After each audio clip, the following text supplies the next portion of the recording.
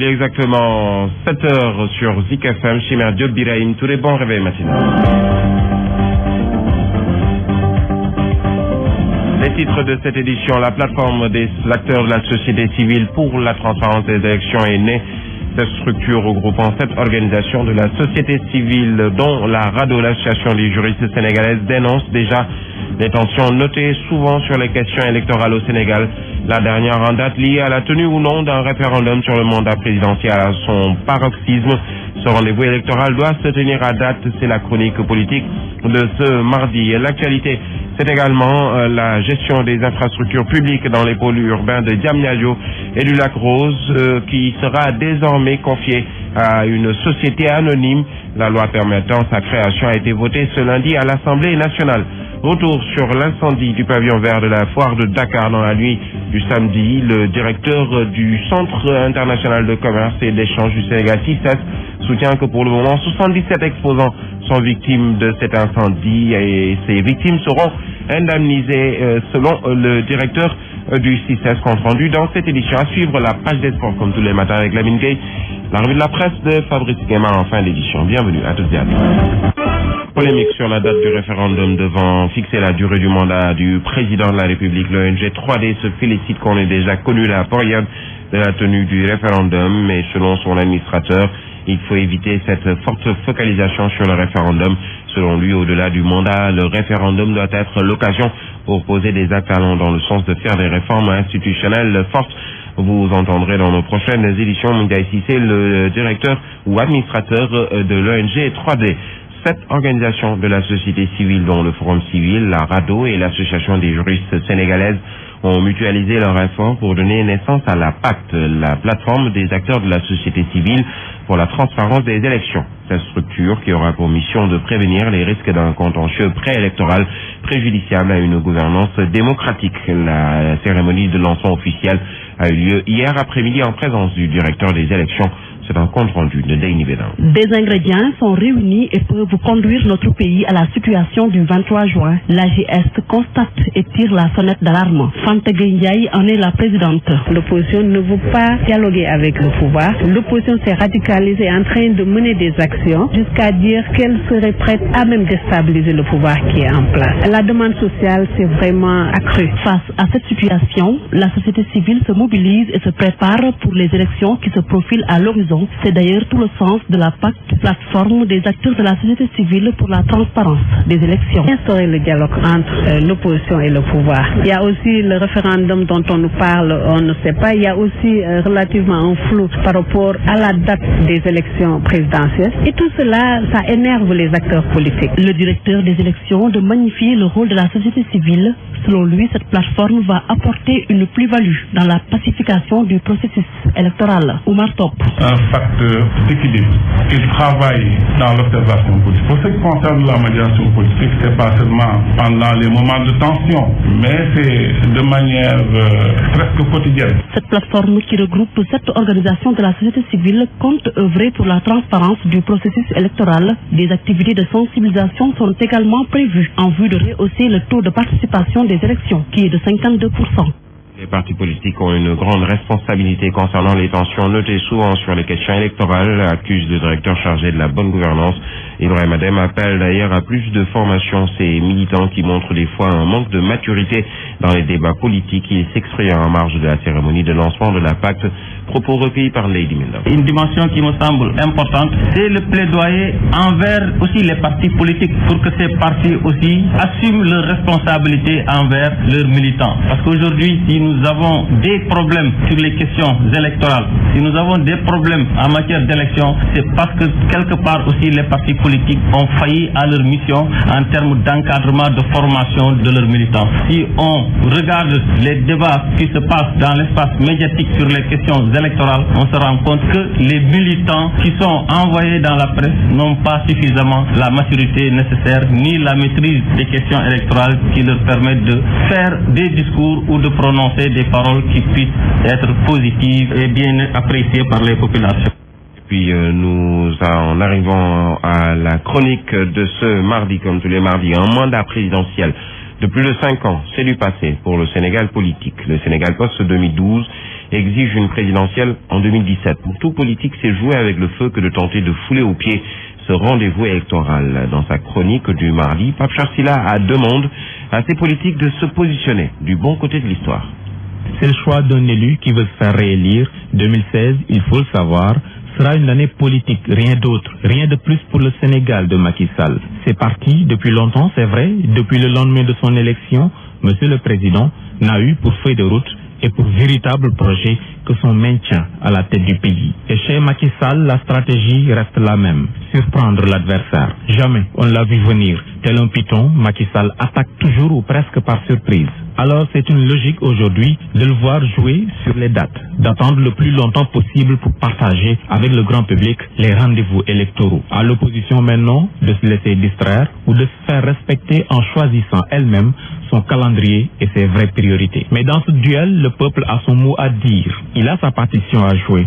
C'est là de faire comprendre une fois pour toutes aux politiques de tous bords que dans ce Sénégal post-2012, un président quel qu'il soit, c'est fini, ne peut y bénéficier d'un mandat de plus de 5 ans. C'est le fruit d'une lutte de plus d'un demi-siècle de notre Sénégal indépendant. La démocratie du Sénégal mérite un quinquennat, comme toute démocratie digne de ce nom. Les Sénégalais veulent une présidentielle en 2017 et auront leur présidentielle en 2017. Comment? La réponse dépend pour beaucoup de la volonté ou non du régime de jouer le jeu, de se positionner du bon côté de l'histoire.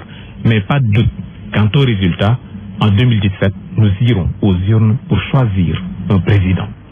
C'est là, nous parlons toujours politique avec ce grand parti, ou en tout cas les partisans du grand parti de El Hadj Malick Gakou qui ont investi la région de Diourbel et une ville qui manque également de tout selon ces partisans de El Hadj Malick Gakou qui imputent la responsabilité à tous les régimes qui se sont succédés, de Léopold Sédar Senghor à Macky Sall en passant par Abdou Diouf et Maître Abdoulaye Wade. Par ailleurs, il juge que les populations de Touba ont d'autres soucis qu'une autoroute qui ne profiterait qu'aux nantis.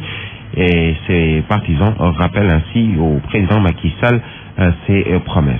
Correspondance à Abdoulaye Diaye. Diourbel, ville oubliée, les militants du grand parti dénoncent.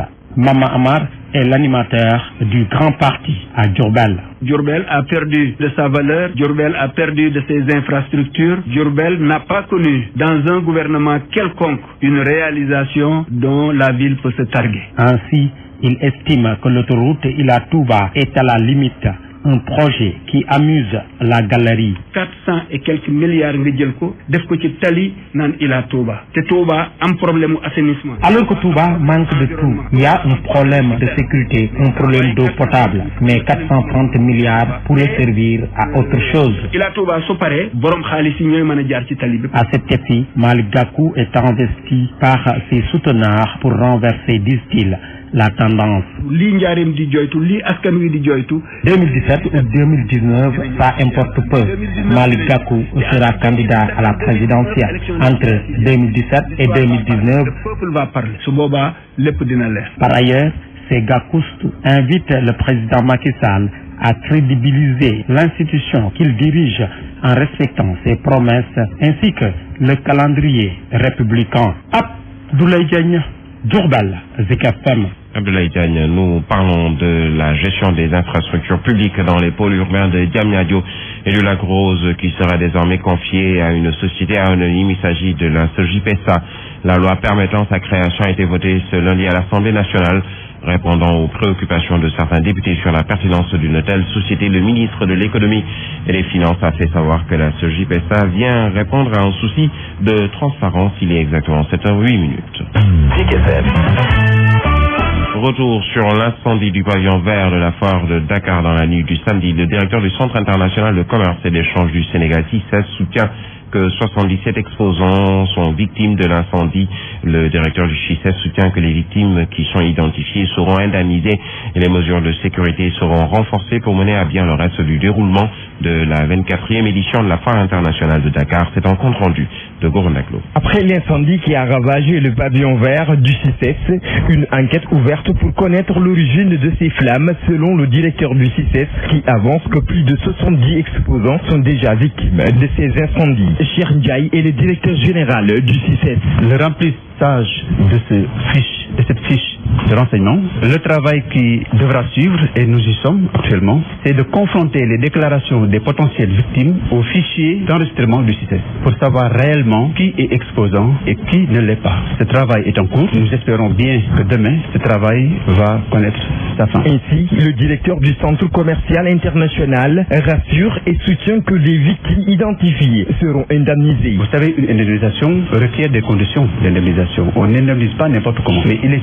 sûr et clair que toute victime qui remplit les conditions juridiques d'une indemnisation sera indemnisée. Pour rassurer davantage les exposants de cette 24e édition de la Foire internationale de Dakar, le directeur du CICES annonce que des mesures de sécurité sont prises pour mener à bien ce qui reste du déroulement de cet événement international. Et puis, en plus bref, le Forum du justiciable dénonce le refus du ministre de l'Éducation nationale, M. Serigne Mbaye Thiam, de se conformer à la décision rendue par la Cour suprême sur l'affaire qui l'oppose aux élèves maîtres. Dans un communiqué qui nous est parvenu, le Forum du justiciable rappelle au ministre de l'Éducation nationale que nous sommes dans un état de droit et par conséquent les décisions de justice, lorsqu'elles sont revêtues de l'autorité de la chose jugée, ont une force exécutoire et doivent s'appliquer à tous. Le Forum du justiciable d'inviter l'État du Sénégal à prendre toutes ses responsabilités face au refus du ministre de l'Éducation nationale de se conformer aux décisions de la Cour suprême, un refus qui pourrait être un précédent grave pour la justice sénégalaise. Vaincre l'insécurité dans les établissements scolaires de Yeumbeul Nord, c'est l'un des objectifs que se fixe la coordination communale des associations des parents d'élèves de la localité.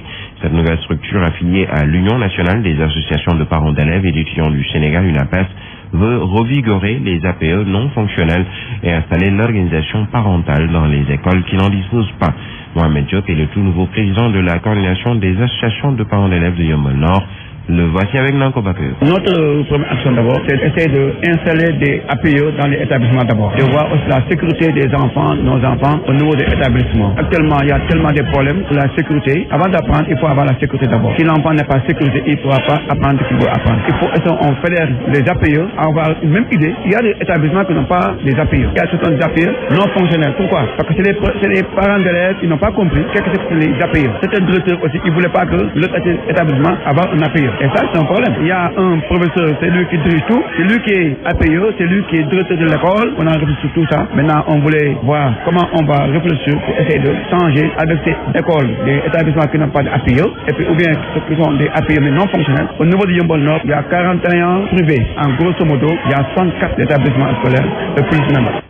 Le vol de bétail, nous en parlons, il constitue un facteur d'appauvrissement des campagnes, un frein à l'investissement privé. Propos du ministre de l'Élevage et des Productions Animales, Aminata Mbengue Ndiaye, présidé le lancement de la campagne d'identification du bétail, couplée à celle de l'assurance agricole. Cette campagne s'inscrit dans le cadre de la mise en œuvre du projet DAL, consistant à mettre à la disposition des acteurs de l'élevage un outil technologique moderne pour mieux contribuer à la résolution de ce fléau qu'est le vol de bétail. Aminata Mbengue Ndiaye, propos recueillis par Farah Diassé. L'ambition donc est de mettre à la disposition des acteurs de l'élevage un outil moderne et dynamique pour gérer les données et générer des informations pouvant contribuer efficacement à la lutte contre le vol de bétail. Aujourd'hui, parmi les prérequis que nous devons combattre pour ce qui concerne le plan Sénégal émergent, nous avons le vol de bétail. Il constitue un facteur d'appauvrissement des campagnes, un frein à l'investissement privé, une source de préoccupation de milliers de propriétaires qui se retrouvent dans un état de désarroi total. Face à cette situation d'inquiétude, vécue quotidiennement par les populations, tant au plan économique que social, cette forme nouvelle de mafia particulièrement redoutable et nuisible pour la société toute entière. Pour donner corps à cette volonté du chef de l'État, nous avons eu également dans le cadre des stratégies mises en œuvre l'identification du bétail parmi les stratégies que nous mettons en œuvre. Parlons de cette Assemblée générale des femmes du mouvement alternatif Gëm Sunu Bopp qui déclare et déplore plutôt l'exclusion dont elles font l'objet dans le cadre des financements alloués aux femmes par l'État. Selon ces femmes, jusque-là, elles n'ont bénéficié d'aucun financement. Pourtant, depuis 2009, elles font dans le développement avec les maigres moyens dont elles disposent. Ces femmes demandent que cette injustice soit rapidement réparée. C'est un compte rendu d'Alassane Baldé. À Grand Yoff, les femmes du mouvement alternatif Gëm Sa Bopp réclament leur part dans les financements octroyés aux femmes par l'État. En assemblée générale, elles ont dénoncé l'exclusion dont elles font l'objet. Madeleine Diouf, vice-présidente du mouvement. Nous ne sommes pas des Burkinabés, nous sommes des Sénégalais comme tout le monde. Waaw loolu lañu santé gaay ñoo ñu yëgugul dama yaakaar ne dañu xamagul ne fii au niveau de Grand Yoff am nañ fi ay femmes yu takku yoo xamante ne nii ñu ngi dox ci développement ak social te loolu moo ñu ñor loolu moo tax ñu yaakaar ne daal xëy na dañu déggagul. Malgré les formations subies, elles n'arrivent toujours pas à bénéficier de financement pour développer des activités génératrices de revenus. Céréales locales, pâtisserie, teinte ak savon, eau de javel. toogaayu mbedd jeex na foo dafa jeex jigéen ñëpp kenn ku ci nekk bëgg naa nga am sa métier boo xamante ne di nga si gis sa bopp. Ces femmes actrices de développement en appellent au chef de l'État. On demande une audience pour rencontrer le président. On est là, on attend le président de la République pour nous accompagner pour les financements. Depuis 2009, ces femmes s'activent dans le développement sans le soutien d'aucune autorité. Ainsi, elles ont profité de cette tribune pour lancer un appel pressant auprès du ministre délégué de l'économie solidaire, Moustapha Diop. À peine intronisé, Cheikh Tidiane Cissé, le nouveau calife du village de Saré Ibrahima, plus connu encore sous le nom de Médina Taïbatou, au cœur du Kabada, invite les autorités du Sénégal et les bonnes volontés à les accompagner dans la mécanisation de l'agriculture et dans l'achèvement de la mosquée, dont la construction a été entamée par son défunt père. C'était en week-end à l'occasion de leur ziara annuelle. Correspondance à Sédhiou Ibrahima Diallo. Le guide religieux Serigne Dara Cissé de Saré Ibrahima a tiré sa révérence à l'âge de 95 ans, à 2 jours seulement de la célébration de la ziara annuelle qu'il organise. Fidèles, autorités administratives et politiques y ont communié dans la ferveur. Cette religieux était parti, il est sans façon. Le Mouride Khadir Tidiane, lui, il est là pour bon Dieu et pour tous les musulmans. Quand le président de la République fait sa campagne électorale, c'était venu jusqu'à lui, ici, dans sa tambour africaine. Il a donné une promesse au président et au président. À peine intronisé, Cheikh Tidiane Cissé, le nouveau calife du village de Saré Ibrahima, connu encore sous le nom de Médina Taïbatou, a invité les autorités de ce pays et les bonnes volontés à les accompagner dans la mécanisation de l'agriculture et dans l'achèvement de la mosquée dont la construction est entamée par son défunt père. bébétam yàlla dogalagul mu pare mooy jumaa ji wax dëgg yàlla jumaa ji moom bébétam la woon dox mais possible mais on nous demande 9 millions nous demandons une aide ndax dañ ci laaj vers 9 millions. Des prières sont formulées pour une paix définitive en Casamance et pour l'émergence du pays. Sédhiou, Ibrahima Diallo, Zik FM.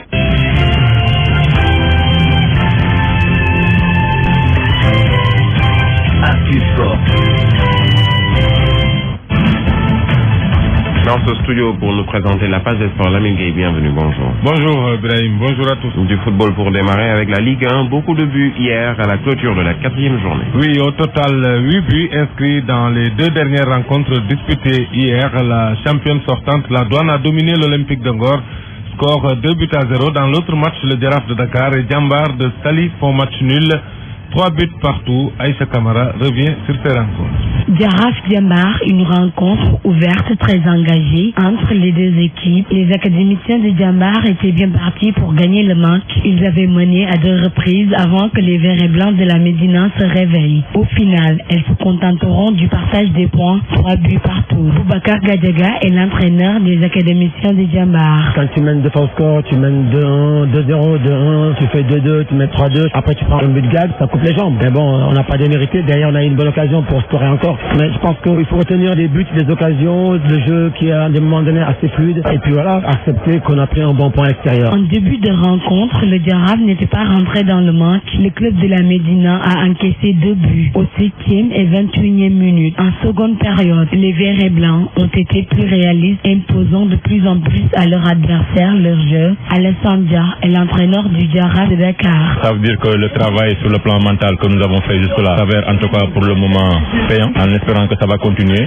mais c'est encore quelques problèmes au niveau du jeu, au niveau de l'organisation, au niveau du bloc d'équipe, de la défense. Il va falloir donc beaucoup plus encore travailler, tout en gardant en tout cas ce qui a été bon aujourd'hui. En levée de rideau, le champion en titre, l'AS Douane, a effectué une bonne opération en s'imposant face à l'Olympique de Ngor. 2-0. Voilà, alors Lamine Gueye, pour ce qui concerne la Ligue 2, clôture de la 4e journée ce soir. À venir, 2 rencontres, c'est au stade Demba Diop, Port-Marguerite en première heure.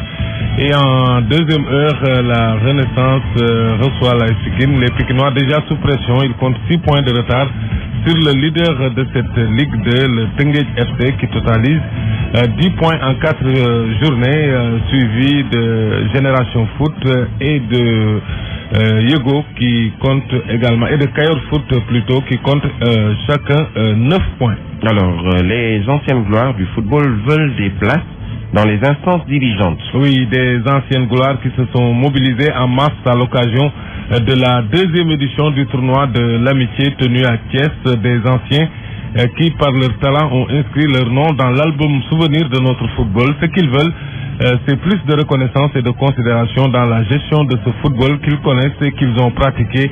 Cheikh Ahmed Tidiane Seck. Les anciennes gloires du football sénégalais ont remis Godas et maillot pour vivre leur passion. C'est le stade Maniang Soirée qui les a accueillis le temps d'un tournoi. Moussa Samassa du comité d'organisation. Nous sommes des sportifs et les relations en général se limitent au terrain. Nous, on a voulu perpétuer cela, continuer l'amitié, se fréquenter, se connaître davantage en dehors des terrains de football. Capitaine de la sélection venu représenter la région de Kaolack, l'ancien premier ministre Souleymane Ndéné Ndiaye a reporté un voyage pour être présent à Thiès. Moi, je ne suis pas une ancienne gloire, je suis un vieux supporter du football sénégalais. Et donc, connaissant mon attachement au football et aux footballeurs qui ont fait les beaux jours du football sénégalais, eh bien, je n'ai pas hésité à faire le déplacement, à répondre présent et à participer à ce tournoi. Ces anciennes gloires ont profité de l'occasion de leur retrouvailles pour réclamer plus de considération de la part des instances dirigeantes du football sénégalais. Une écoute, c'est ce qu'on devrait avoir. Regardez le cas du Nigeria. Regardez aujourd'hui les anciens footballeurs en Europe. Ils sont tous dans des chaînes télévisées. Aujourd'hui, si on veut faire du football, si on veut faire comprendre aux gens c'est quoi le football réellement, aujourd'hui on devrait appeler les anciens internationaux. Il va falloir que nous donnons notre place, parce que nous réclamons une place par rapport à cet encadrement. Nous sommes être représentatifs au niveau de la fédérale, parce qu'on s'est rendu compte que en général les clubs et la fédération sont dirigés par des gens qui ne sont pas des gens réellement issus du sport. Et ça pose énormément de problèmes à notre pays. Cheikh Ahmed Tidiane, c'est Thiès, Zik FM. Voilà, alors Lamine Gueye, ils ne sont plus que 3 pour le titre de meilleur joueur africain de l'année. Oui, il s'agit d'abord de l'Ivoirien Yaya Touré, intouchable depuis quelques années. La preuve, il a remporté ce titre à 4 reprises depuis 2011, donc il est donc peut-être favori. Il s'agit ensuite du Ghanéen André Ayou, l'éternel finaliste qui court toujours derrière ce titre.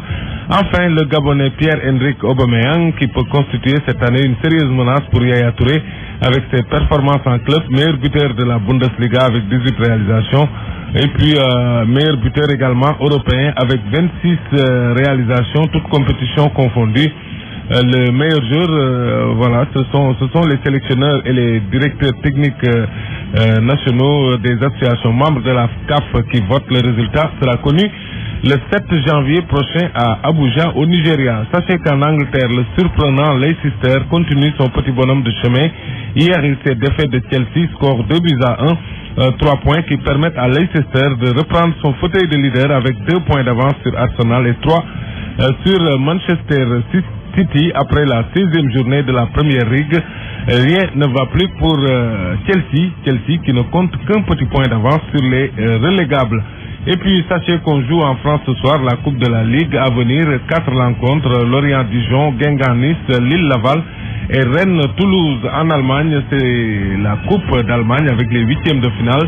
2 matchs au programme, Mönchengladbach contre Werder de Brême et puis le Bayern de Munich jouera contre Darmstadt. Voilà pour la page sport. Merci à vous Lamine Gueye, il est exactement 7h24.